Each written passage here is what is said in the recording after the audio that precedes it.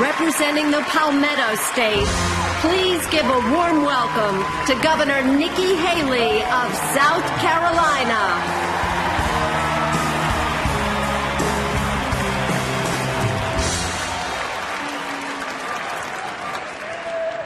I love South Carolina. I am the proud daughter of Indian immigrants who reminded my brothers, my sister, and me every single day how blessed we were to live in this country. They loved the fact that only in America we could be as successful as we wanted to be and nothing would stand in our way. My parents started a business out of the living room of their home, and 30-plus years later, it was a multi-million-dollar company.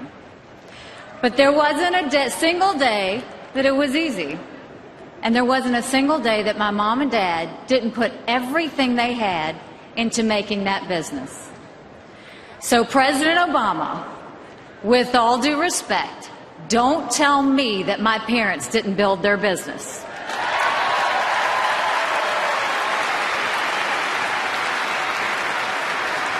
Almost 45 years after my parents first became Americans, I stand before you and them tonight as the proud governor of South Carolina. We build things in the Palmetto State. We build planes, we build cars. We have 3 of the 4 largest tire producers in the world and are about to become the #1 tire producing state in the country.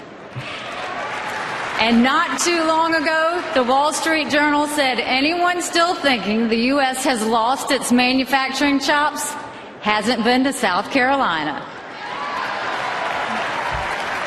We have so much potential and so much to be proud of. But like so many states, we have our challenges, whether they be unemployment or education or poverty.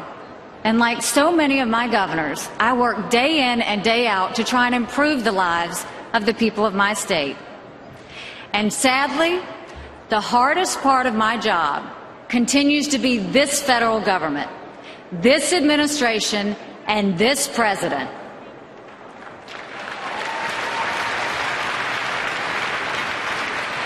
As I said, my parents loved that when they came to America, if you worked hard, the only things that could stop you were the limits you placed on yourself. Unfortunately, these past few years, you can work hard, try to be as successful as possible, follow the rules. And President Barack Obama will do everything he can to stand in your way. South Carolina recently passed one of the most innovative illegal immigration laws in the country. What did this president, who has failed to secure our borders and address this issue in any meaningful way, do? He sued us. If this president refuses to secure our borders, refuses to protect our citizens from the dangers of illegal immigration, then states have to take it upon ourselves.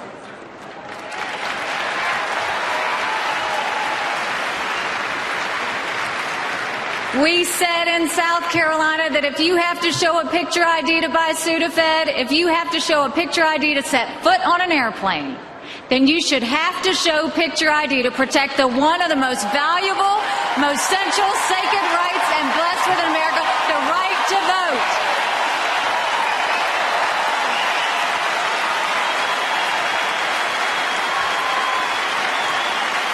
And what happened?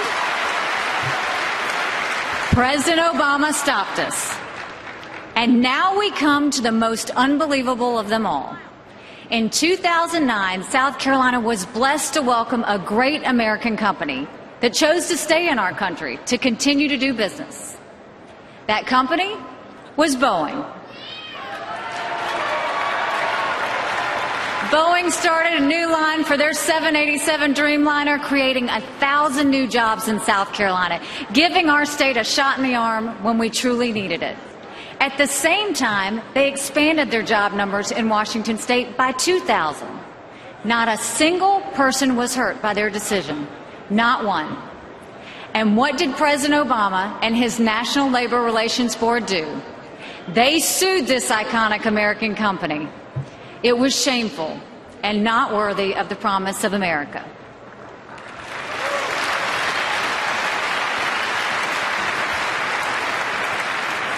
But we did one of the things we do best in South Carolina. We got loud. We're fighters in South Carolina, and as we fought, we watched an amazing thing happen. You fought with us. And guess what? We won.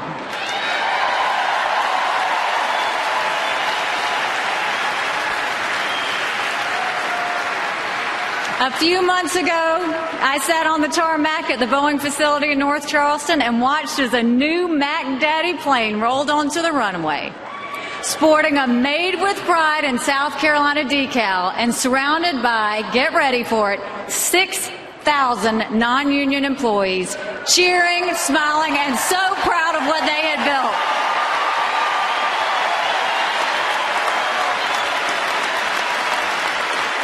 We deserve a president who won't sacrifice American jobs and American workers to pacify the bullying union bosses he counts as his political allies. American businesses deserve a federal government that doesn't stand in their way, not one that tries to chase them overseas.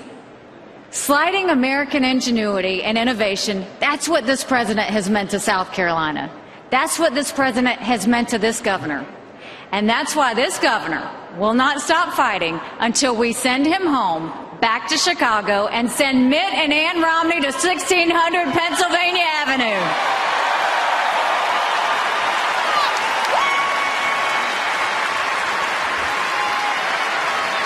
I have had the pleasure of knowing Mitt Romney for several years now, and there is so much to appreciate about him. He fixes things. He's results-driven. He's taken broken companies and made them successful. He took a failing Olympics and made it a source of pride for our country. He went into a Democratic state, cut taxes, brought in jobs, and improved education. Oh, and by the way, he actually balanced his budget.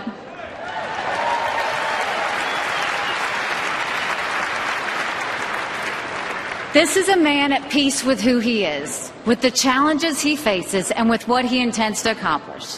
This is a man, not just a candidate looking to win an election, but a leader yearning to return our nation to its greatest potential. And this is a man who has a silver bullet, his greatest asset by far, the next First Lady of the United States, Ann Romney.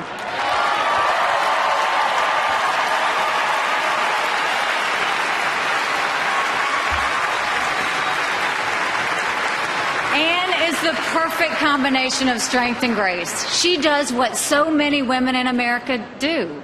She balances in an exceptional way. She raised 5 amazing boys, battled MS, is a breast cancer survivor, and through it all was a true partner to Mitt. Ann Romney makes all women proud by the way she has conducted her life as a strong woman of faith, as a mother, as a wife, and as a true patriot. She's an amazing inspiration for me and for so many women across the country.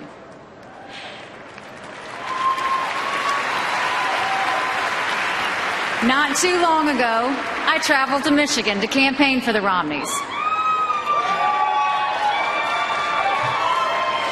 Towards the end of the day, 2 self-described independents came up to me and said, "We like what we hear about Governor Romney. And although we don't know everything about him, what we do know, without a doubt, is that we deserve better than what we have today."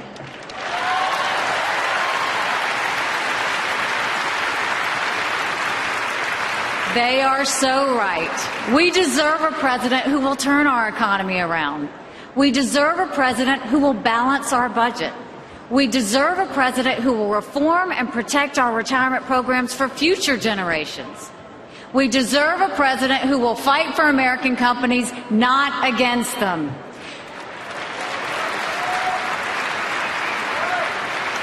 We deserve a president who will strengthen our military, not destabilize them.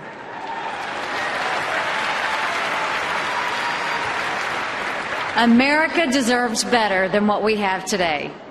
We deserve a President Mitt Romney.